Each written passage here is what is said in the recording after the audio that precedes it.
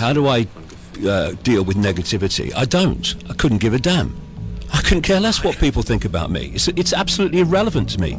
And, you know, we have this idea that when we say something about someone, that we're saying something about someone, but we're not. Every time we open our mouths, we are saying something, making a statement about ourselves. And thus, those that ridicule or condemn me, having not even read a book, and when you question them, they haven't even got a clue what I'm saying, then they are, for me, making a statement about themselves, not me.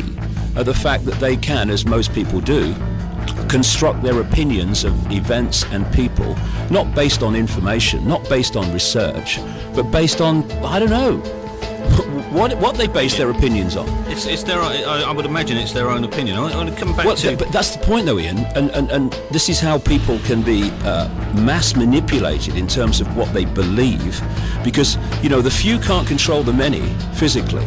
They can do that in a small area with you know, soldiers on the streets, but you cannot control a population of millions, or in global terms, billions, physically. You have to control the population by getting them to think and perceive themselves and the world and events in the way that suits you. It's a mind game, and if we don't break the cycle by doing our own research and asking questions rather than getting them off the peg from the mainstream media and the tabloid newspapers, then we're just babes in arms, not expressing our opinions, but just becoming a repeater of someone else's opinion. And in this way, those that manipulate that mass opinion control the perception and therefore the behavior of the population. And when you look at the world, it is full of repeaters. I mean, look at journalists. What are they doing? They're taking the official version of events and they're repeating it to the population. The population read it in the newspapers and repeat it to each other. You go to school and you have repeater teachers telling the pupils the way that the system wants them to see the world, and all the teacher is doing is repeating what's in the curriculum. When you've got a situation like with my son Jamie, who was taking a course which included a section in the exam on global warming. It's now called climate change, as the temperatures fall, you'll note. He made the obvious point that any brain cell on active duty would see if they looked at the evidence, that the whole idea of climate change, human-caused climate change, is a scientific insanity. Even some of the advocates are now coming out and saying this. And when he said this to the teacher, that was his opinion, the teacher said, well, actually, I have some sympathy with the fact that global warming is a nonsense. But if you say that in your exam, you ain't going to pass, right? So we have a repeater education system. We have doctors that repeat what they heard at medical school and repeat what the drug rep said when they came round to flog some more drugs. Wherever you look, you're looking at repeaters. And what I've been trying to do for 21 years is put other information into the public arena and say, actually, there's not one way the sun, I was going to say the news of the world, but thankfully I don't have to say that anymore, but it's trying to break this cycle of authority gives you a version of life, you believe it, and it becomes official history. I mean, you know, at one time, because it was the norm, people repeated the fact that the earth was flat and ridiculed anyone that said it was a sphere. And the same is going on now, daily, across the great swathe of subjects. I mean, North Africa. Someone said to me, isn't it great that Libya's free, now Gaddafi's gone? Well, if they knew the real story, then they'd realise that Libya has been hijacked by a force that is behind NATO, that is actually in the process, and you can read it in my books some time ago, of picking off country after country after country by stimulating and engineering protests with agents provocateurs then condemning the sitting regime for, violence against protesters, and then sending the boys in. They've done that in Libya. They're going to do that in Syria. They'll do it in Jordan. They'll do it in Lebanon. They're going for Pakistan now, constantly bombing Pakistan with unmanned planes, which are actually being guided from a joystick near Las Vegas. It's just like a computer game to them, killing people, thousands of Pakistanis, and they want to go for Iran.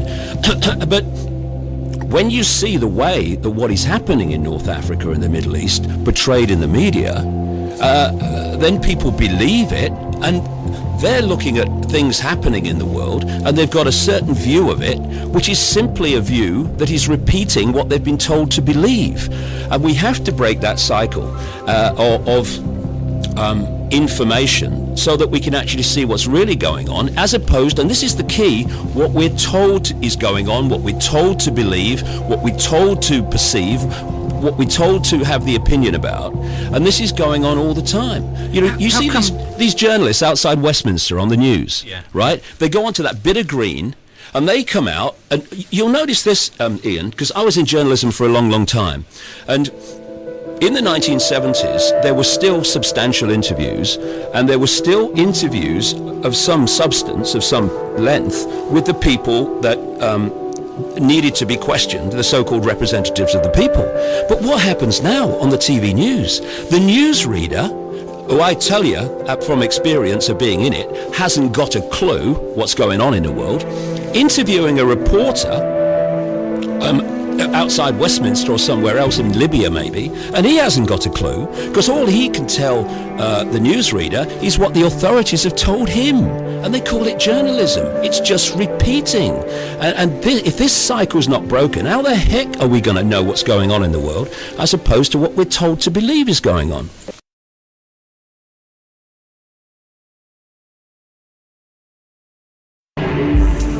You ever heard that phrase, everyone knows that, mate? Well, why does everyone know that? Well, it's because this system is controlled by what I call repeaters. They're people in the situations of power and influence who just repeat what someone else tells them. A doctor is repeating what they were told at medical school and what the drug companies tell them. You've got teachers who repeat what they learned in their exams and what they learned at teacher training college, and they repeat that to the next generation. And the great repeaters are what pass for journalists. This is that area outside Parliament where they stand there doing their pieces to camera, telling people what's going on. Here we have the crews waiting for the journalists to come across from Westminster and stand there and tell them what's happening in the world. The fact is, they don't know what's happening. They know nothing. So this is what they should be saying if they were telling the truth. Now over to Westminster for the latest news from David Icke. Thank you. Well, I've got to be honest, mate, I haven't got a clue what's going on. I tell you what my job is, right? I wear a dark suit, not normally, but you know, I'm playing here. And I'm come over from there, and I tell you what they've told me is going on. And I deliver it as if I know what's going on and it's really true. I've got a clue if it's true. But they tell me, and they wouldn't lie, would they? I mean, would Tony Blair lie about what's really happening? Would George Bush, please? I'm a journalist, trust me. And so, what we call news, what you get paid a lot of money for reading Autocue about, is merely propaganda that they have told me and I tell you. David Icke, BBC, ITN, CNN, CBS, Sky News, Westminster. Maar volgens de Britse verkeersdienst heeft het ongeluk van gisteravond niets te maken met de verkeersveiligheid. I will not accept that it's a highly dangerous road. The road, obviously like other roads, gives cause for concern when accidents do occur. So as soon as that work is finished, the Central Reserve safety fencing will go ahead. Perfect example. De Britse verkeersdienst gaat nu wel een onderzoek instellen naar de verkeersveiligheid.